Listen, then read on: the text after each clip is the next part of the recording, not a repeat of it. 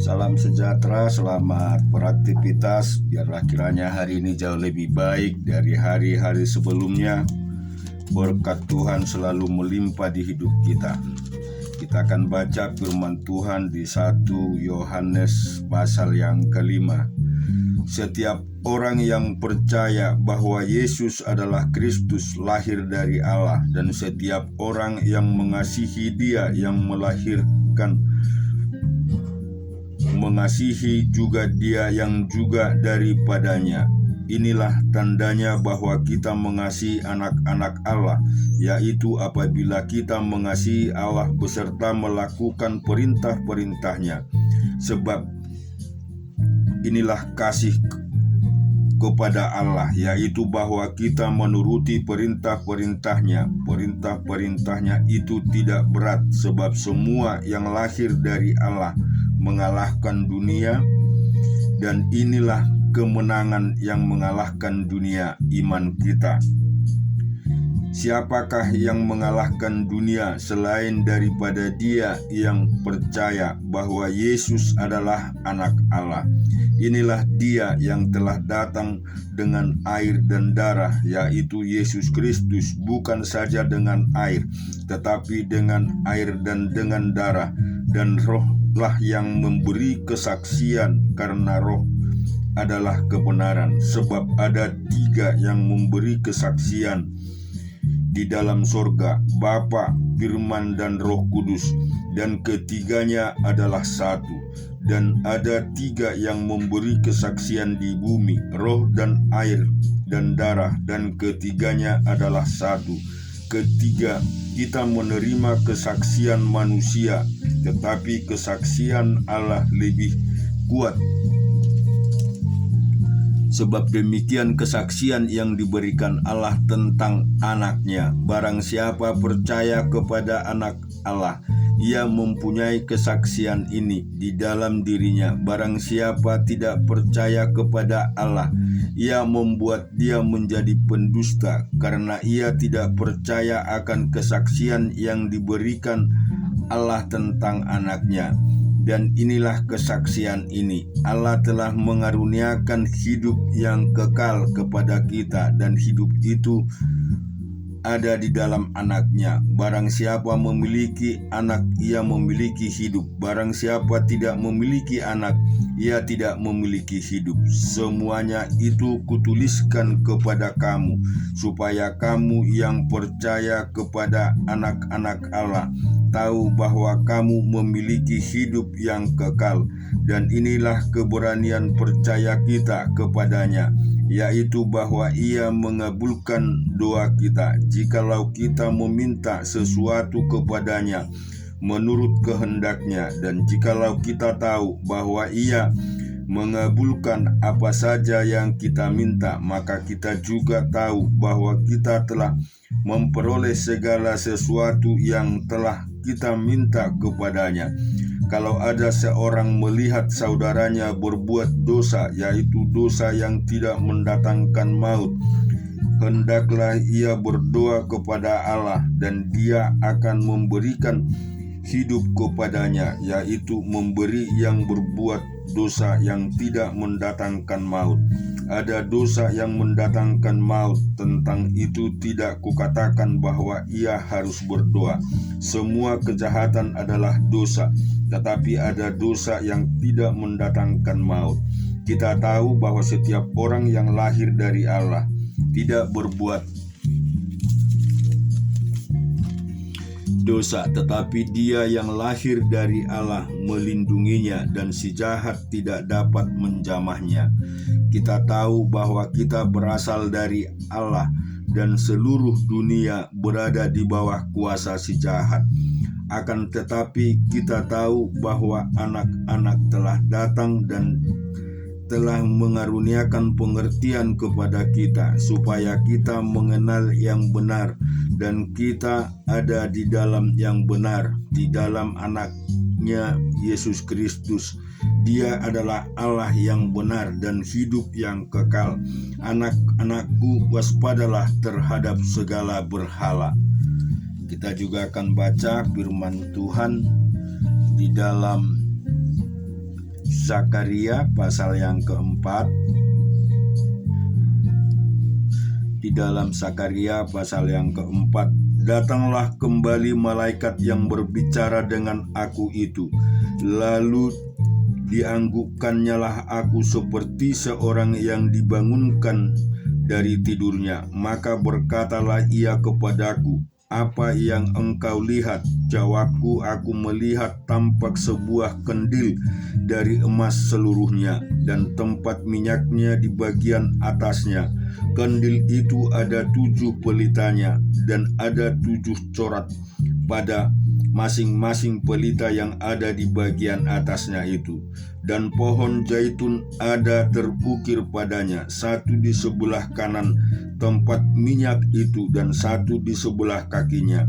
Lalu berbicaralah aku, kataku kepada malaikat yang berbicara dengan aku itu, apakah arti semuanya itu, Tuanku? Maka berbicaralah malaikat yang berbicara dengan aku itu, katanya kepadaku, tidakkah engkau tahu apa arti semua ini? Jawabku, tidak, Tuanku. Maka berbicaralah ia, katanya, inilah firman Tuhan kepada Zerubabel, bunyinya, bukan dengan keperkasaan dan bukan dengan kekuatan, melainkan dengan Rohku, firman Tuhan semesta alam. Siapakah engkau, gunung yang besar, di depan Zerubabel? Engkau menjadi tanah rata. Ia akan mengangkat batu utama, sedang orang bersorak, bagus, bagus sekali batu itu. Kemudian datanglah firman Tuhan kepadaku demikian, tanda Zerubabel telah meletakkan dasar rumah ini, dan tangannya juga akan menyelesaikannya. Maka kamu akan mengetahui bahwa Tuhan semesta alam yang mengutus aku kepadamu. Sebab siapa yang memandang hina hari peristiwa-peristiwa yang kecil, mereka akan bersuka cita melihat batu pilihan di tangan Zerubabel. Yang 7 ini adalah mata Tuhan yang menjelajah seluruh bumi. Lalu berbicaralah aku kepadanya, apakah arti kedua pohon zaitun yang di sebelah kanan dan di sebelah kiri kandil ini? Untuk kedua kalinya berbicaralah aku kepadanya, apakah arti kedua dahan pohon zaitun yang di samping kedua pipa emas yang menyalurkan cairan emas dari atasnya itu? Ia menjawab aku, tidakkah engkau tahu apa arti semuanya ini? Jawabku, tidak, Tuanku. Lalu ia berkata, inilah kedua orang yang diurapi, yang berdiri di dekat Tuhan seluruh bumi. Kita juga akan membaca di dalam Hosea pasal yang ke-13.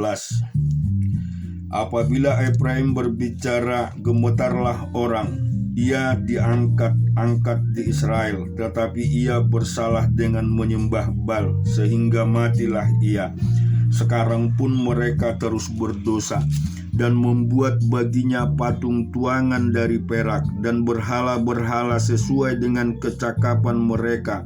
Semua itu dibuat tukang-tukang. Persembahkanlah korban kepadanya, kata mereka, baiklah manusia mencium anak-anak lembu, sebab itu mereka akan seperti kabut pagi, atau seperti embun yang hilang pagi-pagi benar, seperti debu jerami yang diterbangkan badai dari tempat pengirikan, atau seperti asap dari tingkap. Tetapi aku adalah Tuhan Allahmu. Sejak di tanah Mesir engkau tidak mengenal Allah kecuali aku, dan tidak ada juru selamat selain dari aku. Akulah yang mengenal engkau di padang gurun, di tanah yang gersang. Ketika mereka makan rumput, maka mereka kenyang. Setelah mereka kenyang, maka hati mereka meninggi. Itulah sebabnya mereka melupakan aku. Maka aku menjadi seperti singa bagi mereka, seperti macan tutul aku mengintip-intip di pinggir jalan. Aku mau mendatangi mereka seperti beruang yang kehilangan anak. Aku mau mengoyakkan dada mereka. Di sana aku memakan mereka seperti singa. Binatang liar di padang akan merobek mereka. Aku membinasakan engkau, hai Israel. Siapakah yang dapat menolong engkau? Di mana gerangan rajamu, supaya diselamatkannya engkau dan semua pemukamu, supaya diberikan engkau keadilan. Hai engkau yang berkata, berilah kepadaku seorang raja dan pemuka-pemuka. Aku memberikan engkau seorang raja dan murkaku dan mengambil dalam ganasku. Kesalahan Efraim dibungkus dosanya, disimpan. Sakit beranak mendahului kelahirannya. Tetapi ia adalah seorang anak yang tidak bijaksana, sebab tidak pada waktunya ia bergerak. Bila waktunya tiba, ia tidak mau keluar dari kandungan ibunya. Akan kubebaskan mereka dari kuasa dunia orang mati. Akan kutebuskan mereka daripada maut. Di manakah penyakit samparmu, hai maut? Di manakah tenaga pembinasamu, hai dunia orang mati? Mataku tertutup bagi belas kasihan, sekalipun ia tumbuh subur di antara rumput-rumput. Maka angin timur, angin Tuhan, akan datang bertiup daripadanya. Gurung mengeringkan sumber-sumbernya dan merusakkan mata-mata airnya. Dirampasnya harta benda, segala barang yang indah-indah segala barang yang indah-indah. Kita juga akan baca di 2 Tawarik pasal yang keempat ayat 21 sampai 43. Anak-anak Simon ialah Anon, Rina, Ben Hanan, dan Tilon. Anak-anak Isai ialah Johet dan Ben Johet. Keturunan Sela anak Yehuda ialah bapa Leka dan Lada, bapa Meresa, dan kaum-kaum para pengusaha kain lenan halus di Bet Asibea. Lalu Yokim dan orang-orang Koseba, lagi Yoas dan Saraf yang menguasai Moab, dan kemudian pulang ke Betlehem riawat-riawat ini tua.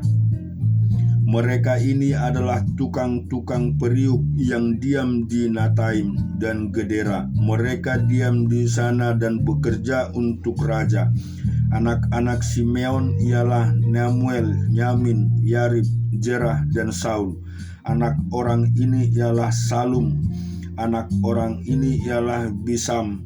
Anak orang ini ialah Misma. Keturunan Misma ialah Hamuel anaknya. Anak orang ini ialah Sakur. Anak orang ini ialah Simei. Simei mempunyai 16 anak laki-laki dan 6 orang anak perempuan, tetapi saudara-saudaranya tidak mempunyai banyak anak. Seluruh kaum mereka tidak bertambah banyak seperti Bani Yehuda. Mereka diam di Betseba, Molada, Mahajar Saul, Bilha, Esem, Tolat, Matuel, Horman, Jiklak, Bet Makobat, Hasar Sumsi, Bet Biri, dan di Saraim. Itulah kota-kota mereka sampai Daud menjadi raja. Dan desa-desanya ialah Etam, Aim, Rimon, Token, dan Asan, 5 perkampungan. Juga segala desanya yang di sekitar perkampungan-perkampungan itu sampai ke Bal. Itulah tempat-tempat kediaman mereka, dan mereka mempunyai silsilahnya sendiri. Dan Masobab, Yamlek, Yosa bin Amasya, Yoel, Yehu bin Yosibia bin Seraya bin Asiel, Olienai, Yakoba, Yasobaya, Asaya, Adiel, Yemiel, Benaya, Ziza bin Sapei bin Alon bin Yedaya bin Simri bin Semaya. Orang-orang ini yang disebutkan dengan nama-nama adalah pemimpin-pemimpin di antara kaum-kaum mereka. Keluarga-keluarga mereka makin bertambah banyak. Oleh sebab itu mereka pindah ke arah Gedor sampai ke sebelah timur lembah untuk mencari padang rumput bagi kambing domba mereka. Mereka menemui padang rumput yang gemuk dan baik. Negeri itu luas, aman dan sentosa. Orang-orang yang diam di sana sebelum mereka berasal dari Ham. Orang-orang yang namanya tertulis ini datang dalam zaman Hizkia Raja Yehuda dan memusnahkan kemah-kemah orang Ham dan orang Meunim yang terdapat di sana dan menumpas mereka. Demikianlah sampai hari ini. Kemudian mereka menduduki tempat orang-orang itu, sebab di sana ada padang rumput bagi kambing domba mereka. Dan sebagian dari mereka dari Bani Simeon sebanyak 500 orang pindah ke pegunungan Seir sebagai kepala mereka. Itulah pelacan raya Repaya dan Uzibel anak-anak Yail. Mereka membinasakan sisa orang Amalek yang telah meluputkan diri, lalu mereka diam di sana sampai dari ini. Amin. Tuhan memberkati kita.